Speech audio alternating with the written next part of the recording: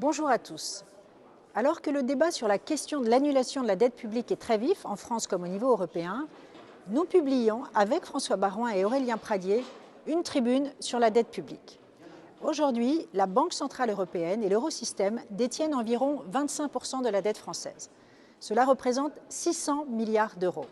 Alors, certains voudraient se débarrasser de ce boulet de la dette. Mais une annulation de la dette de la BCE est-elle une solution? Je ne le crois pas. Nous traversons la pire crise depuis la Seconde Guerre mondiale avec une explosion sans précédent de la dette publique. Il y a donc une exigence de transparence et de vérité que nous devons aux Français et aux Européens. Leur faire croire qu'annuler la dette, c'est la solution, c'est purement démagogique.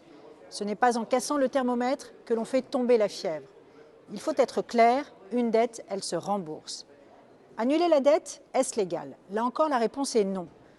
C'est interdit par les traités européens actuels, comme l'a justement rappelé Christine Lagarde, et personne n'imagine un consensus des États européens pour les réformer.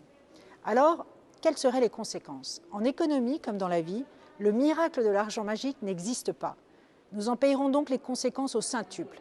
Car annuler la dette, c'est rompre la confiance avec les investisseurs internationaux qui nous prêteront de l'argent pour relancer notre économie ou qui investissent en implantant des activités sur notre territoire.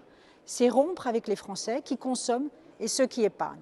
Cela nous coûtera encore plus cher sur le long terme et ce n'est pas rendre service aux générations futures.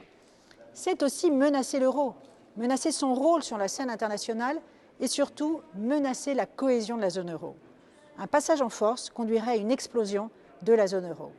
Alors, comment va-t-on rembourser cette dette? En réalité, la BCE a trouvé une solution équivalente, mais bien moins hasardeuse, en faisant rouler la dette sur du très long terme, c'est-à-dire que l'État réemprunte régulièrement pour la rembourser. Mais la dette est bel et bien réelle. Au niveau des États, cela demande des efforts et du courage politique. Et pour cela, il faudrait réduire drastiquement nos dépenses publiques. Au-delà de la question de la dette, il faut ouvrir un large débat public pour élaborer une véritable stratégie de la dépense publique.